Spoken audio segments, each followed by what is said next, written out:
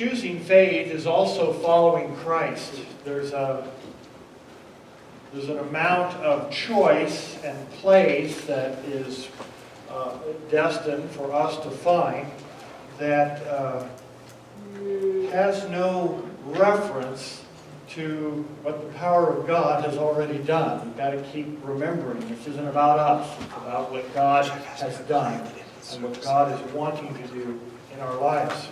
Last week we asked the question, faith and love often ask all the important, or we made the statement, faith and love, I'm looking for the question mark there, it's not there, so let me start again. Faith and love often ask all the important questions, and the questions we talked about last week were the difficult questions. So I want to re-say that for today, because last week we were really talking about faith is remembering to trust the Word. And sometimes we don't. We say we do and we don't. But that's last week and we're not going to go back. Faith and love often ask a surprise question. Oh, didn't see that coming. Wow. Don't know what to do with that. That's a surprise question. You know, as you raised your hand in school. Is it going to be on the test? Right? These are the questions that are on the test that no one is telling us about. And they just come out. And there they are. The expected question for the Christ follower might be something like this. What does Jesus want? What does Jesus want as I follow Him? What does Jesus want me to do? What does Jesus want me to say? Where does Jesus want me to go? This would be the expectation. And yet, as we've already seen in the reading of the passage, this morning's surprise question is, what do you want? That's Jesus to you. Oh. That sounds like we're getting a lot of power. Well, if you think of it that way, back up. God's got all the cards. Okay? God is there. But just what do we want from Jesus? What is it? Have we carved out a little niche where Jesus is going to, in our expectation, do this and such or that? Is there something about our... where we're at? Or are we Christ followers in the vein of God's got all this stuff and I just want to fall into what God has? Until we know that, there's some outcomes. Not that God's not in charge of it, but there's some outcomes that will change once we get ourselves on record as this is what I want. There's a bit of honesty. We're going to talk about that. So this morning, following Jesus demands three things. And I just want to talk about them and lay them out there as we read the text and go from this. And the first is, Jesus demands that we do not settle. Now I know that, that's a rather modern word. But you'll hear young people today say, I'm just not going to settle. We kind of begin to know what that means. I'm not going to settle for the easier way to go, or this kind of thing, or that. I'm going to get or go into this as far as I can. And so I just want to say that settling might be what we think is best. Settling might be limited to what we can already do, not the God factor. What we you see, settling might be what we feel is right, our opinion. What others are doing may be what we could settle for. How about this? The parameters of my theological box. That's what I'm going to settle for. Or my church tradition. That's what I'm going to settle for. And each of those things, no matter how sincere or well-intended, is kind of following the self or common sense or the crowd or some completely wonderful, impressive leader that tells you that this is how it should be. And not every church gets to have, Pastor Jeff as their pastor, and so, there's churches. Actually, there's a whole bunch of leaders like that, right? And that would be settling, wouldn't it? Special Pastor Jeff. Yeah, well, I know that. Thank you. Yeah. But I mean, we would think twice if someone, of spiritual, impressive and might, like a Billy Graham or Mother Teresa would say, do this. I'd think about it at least. But all of that is settling. Instead, for us, it is to keep on listening. Now listen to the passage. And keep on longing, if you want to write those two things in. Listening and longing. The next day, John was there with two of his disciples. When they saw Jesus passing by, John said, "Look, the Lamb of God." And when the two disciples heard him, listened to him, they followed Jesus. Okay, so I want to back up just a little bit. This says the next day. Well, the day before, here's what John said in verse 29. The next day, okay, this is the day before the day that we just read. Don't be confused, okay? Jesus came toward him. Look, the Lamb of God who takes away the sin of the world. This is the one I meant when I said, a man who comes after me has surpassed me because he was before me. I myself did not know him, but for this reason I came baptizing with water that he might be revealed. Okay, then, so that's the next day. Go back one more day. And John is at the podium saying, I'm not it. I'm the baptizer. I'm the shoe tire. I'm the foot washer. But I'm not it. 3 days in a row, they got this emphatic message. I'm not it. By the way, there goes the Lamb of God. Day 2, there goes the Lamb of God, and they followed him. Are we listening? Are we listening? Are we understanding? He shows them Jesus twice. He says he's not it. And here's John. John was impressive. John was a force to be dealt with. And the bulk of his message is, don't build anything around me. And then check this out. Instead, we are to keep on longing, to grow, to change, to transform. So let me give you a hint. If you are merely seeking confirmation of what you already know and what you already believe and what you already do this morning, then you're thinking small. You see, if you're just looking for someone to tell you that you've reached your Christian plateau, and though it's not very much, it's all you are, and that's going to be good enough, and hand you a cup of warm milk and say, hang in, then you're hunkering down in your comfort zone. You're deciding to live your life only to the edges of your pre-formed categories. You will only do what you're doing now and nothing more.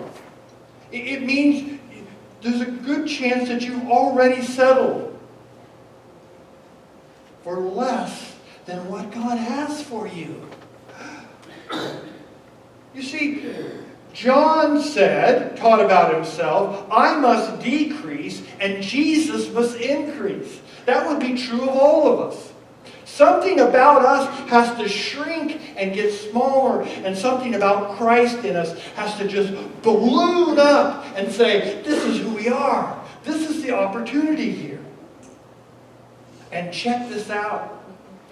John believed this message so much that even though he was the cousin of Jesus and the forerunner of Jesus, and should have had a seat amongst all of the wonderful people, he lost his head in a dungeon by King Herod. He was a martyr. Being the cousin of Jesus and the announcer of Jesus didn't get him a pass. And check this out. After John built this little gathering of followers, guess who was following Jesus? John's followers. They had to quit their beloved John and follow a Jesus that they didn't even know. Do you get the picture here? You see, this is all about longing for something more. Listening and longing for the greater opportunity. Even if it costs you your head, or you have to leave the belovedness of the disciples of John to join Jesus. That's powerful. They're working this out in real time. This is all happening in 3 days. Following Jesus demands that we are honest. This is a moment of truth, a time to get honest. So they're following Jesus. Jesus doesn't even know they're there unless he has eyes in the back of his head, and I suppose he kind of does, right? For everything, at anyone's definition of Jesus, he was able to do that stuff pretty cool. Turning around, Jesus saw them following and asked, "What do you want?" And they said, and I love their answer. I mean, if Jesus asked, just, maybe if you have a question for Jesus, you ought to really think about it, write it down, and stick it in your purse or wallet. So if you met Jesus on the road, you wouldn't ask Jesus to answer a dumb question. Right? Because here they go, Rabbi, which means teacher. Can we do a walkthrough at your house? We want to see what kind of blender you have, what kind of furniture, how many stations you have on the cable. I'm sure that this passage also means we want to kind of be in your home, but it also has this funky quality to it. And Jesus says, and I love this, sure. Okay. He goes, and then here's the powerful thing. You will see. Jesus is saying, I don't care what you're saying to me, you're going to see. You're going to see what it's all about if you keep walking behind me. I'm going to show you everything about yourself. How shallow and small you are, and how deep and big I can make you. If you give up your foolish concerns that you're somehow in control, and let the humility of God deeply marinate you. So, in our honesty, we recognize 3 things. We recognize our limits. Surely this was true of John. John says, I'm a limited edition. And he didn't know what he was even talking about. Within a year or so, he was dead. He was that limited.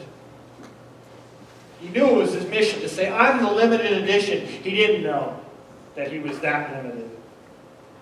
But that's, and he told the disciples that somehow we see the limits. Number 2, we see our need. There are within all of us dissatisfactions that hide in us deeply. There is pain and there are hang-ups. There is the unknown and the unexamined of our life. And when Jesus asks us a question like, what do you want? We go, I don't know. Can we get some ice cream?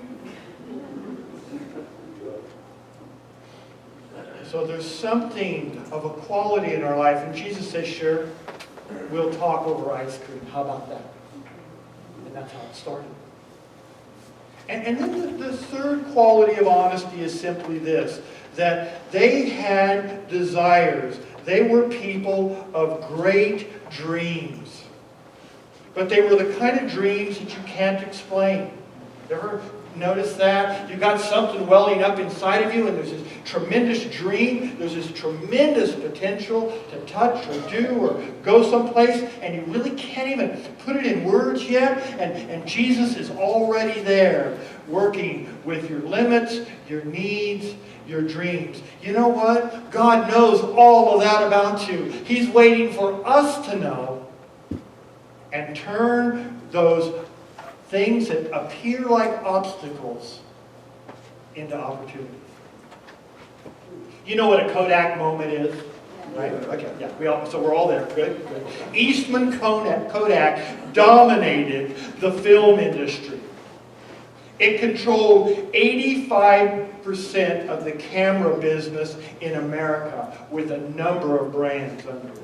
In 1996, Kodak had 140,000 employees and a valuation of financial business of $28 billion.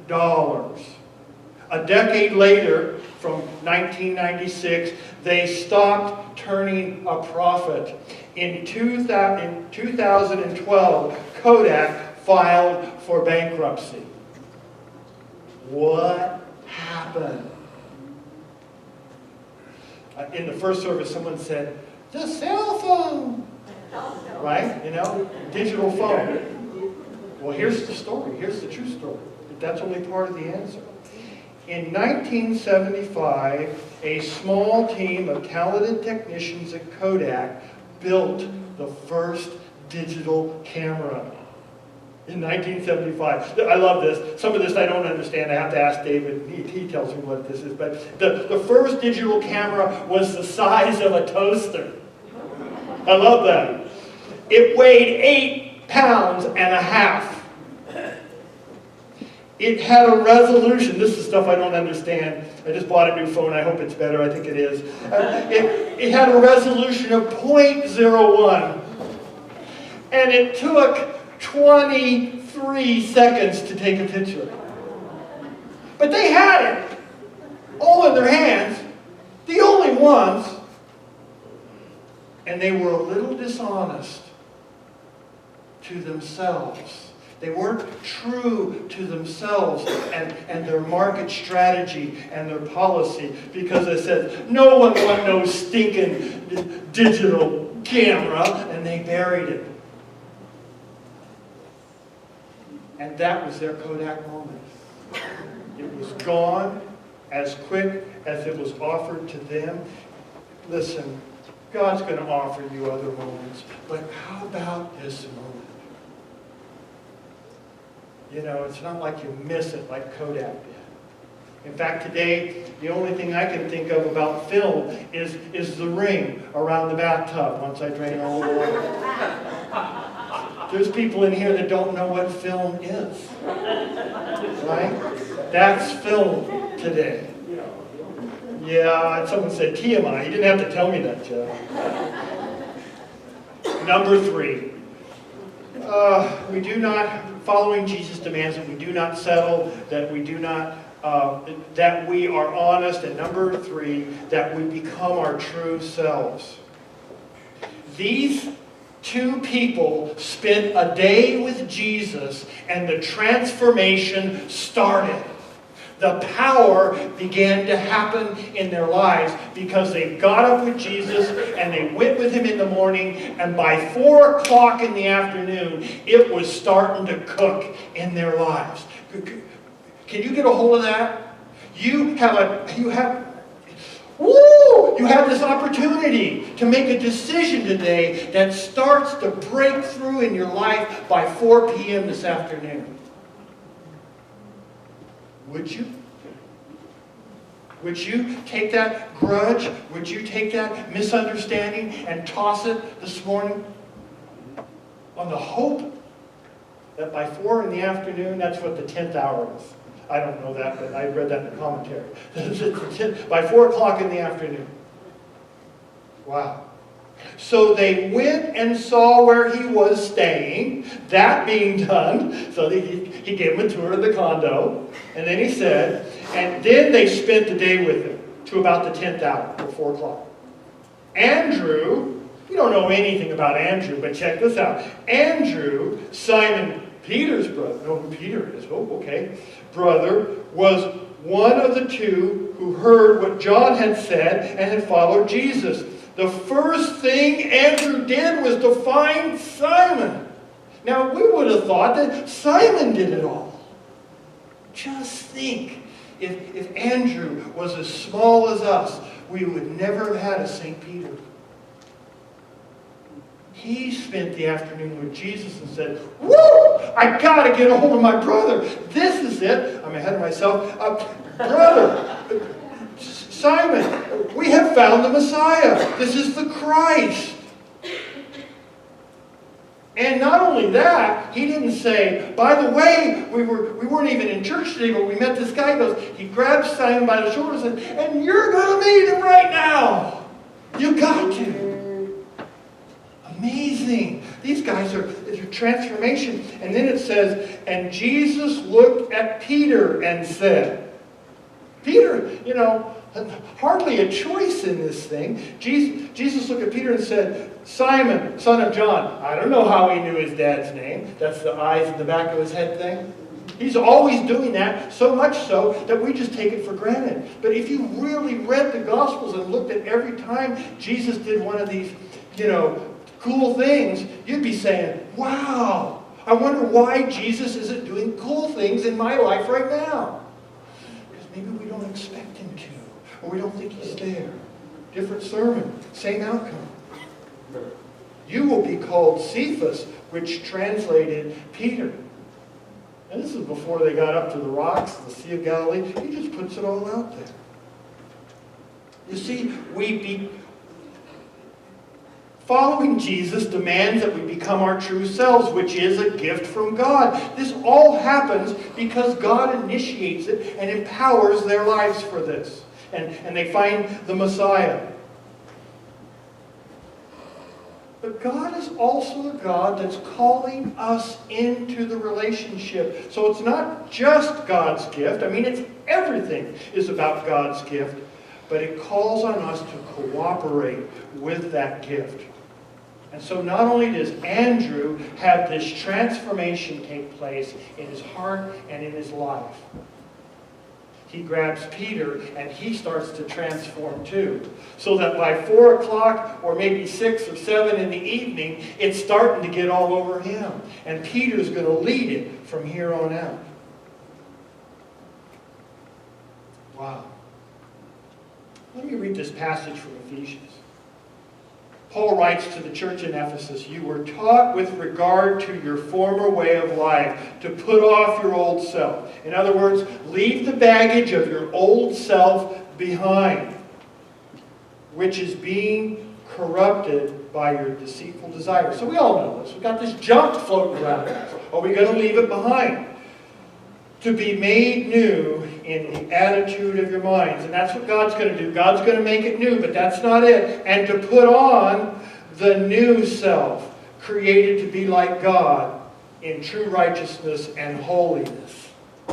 Wow. Leaving that. God's not interested in changing the new man in us. God wants to give the new human in us a new humanity. And God wants to do this work. But there is a cooperation clause.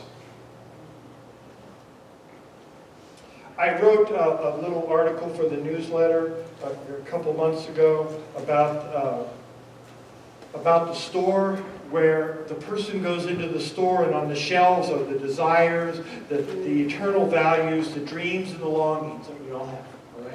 And when you go into that store, you start picking up these virtues and putting them into your basket. And when you get to the checkout counter, you find that there's a counter there, but there's no cash register. And the person behind the cash register that's not there is Jesus. And he says, as the shopper goes for their wallet, he says, not necessary. You can't pay for it. You don't have enough. You don't have enough righteousness. You don't have enough money. But he says, here's the deal. Why don't you start pulling things out? When you're at the market, you pull things out and you put it on the thing. And you put one of those backstops so someone's, strawberries don't get mixed up with your Cheerios. All that stuff. Okay, so they're doing that. And Jesus looks at the first item and this is what she wants. She wants peace. And he says, I can fill you with my peace. But you're going to have to let go of all the room that bitterness is taking up in your life. Are you willing to let go of your martyrdom and your bitterness? Then she pulls out freedom. He says, I can grant you freedom through forgiveness if you release your justified grudge against others. Then she pulls out hope, and he says, I can give you hope if you give up, or if you give your transparency and your confession. to the hidden shame and failure and defeat that fills your life so that I can't get in there. Trust, same thing. Would you give up your control? Fellowship and joy, same thing. Would you give up your judgment and your suspicion of others so I can give you that? You be the judge. Does the person who picks up those wonderful virtues, are they willing? Are they willing to give up all of those things? Application. Are you willing to try? Are you willing to try an experiment this week? Here's what I mean by try. Don't go south on me here. It's not your effort. Are you willing to try? For a Christian to try means it's not our effort, it's our obedience to what God has called and to what God's effort empowers. He says, will you let me? Will you yield to me? This beautiful opportunity. Here's a couple of quotes on try. If you don't try, you'll miss out. Then you'll have to live the rest of your life wondering, what if? Don't let fear of failure keep you from trying. It's really it's a much more open system than you thought. When you try, it's not your reputation that's on the line. It's God's. It's God's reputation. You don't say, I tried and I got to muscle it all up. This is what God is doing. God doesn't always call us to win. Sometimes He calls us to try. Either way, obedience is the key that glorifies Him. Read this book about chasing the lion, and this guy chases the lion into the cave. And that's all God wanted him to do, follow him in the cave. There was no guarantee that he was going to come out of the cave. Think of all the situations where God calls people into dangerous places. All He wants them to do is go there. There's no necessary, you're going to come out. Here's what I want to say, and this will finish up your outline, but I've got a couple of other things I want you to hear this morning. God doesn't call the qualified, God qualifies the called. We sit on the reverse of this every time we come to church. Oh, I see why those people do that, because they've got all of that. But I don't have any of that. I couldn't say yes to God. If we do, He qualifies you. He makes that work for you. I read this week that God commands are difficult. And I want you to hear this very clearly. But immediately we obey, those commands become, now check this out, divinely easy. See? It's very careful. Not, the minute you try hard enough, you can get it. No. It becomes divinely easy because God wants to do something in there. You know, Satan is not about saying that God's wrong. He's just saying you can't. You can't try. I didn't play baseball, but I like it. And I found out this week why I didn't play baseball. Check this out. One of the most impressive feats of the professional sports is hitting a baseball. 2 inches and 2.86 inches in diameter, traveling 60.5 feet in 43 seconds. It takes 1/5 of a second for the retina to receive the incoming message. By then the ball is halfway there. The margin of error between hitting and missing a ball is only 5 million milliseconds.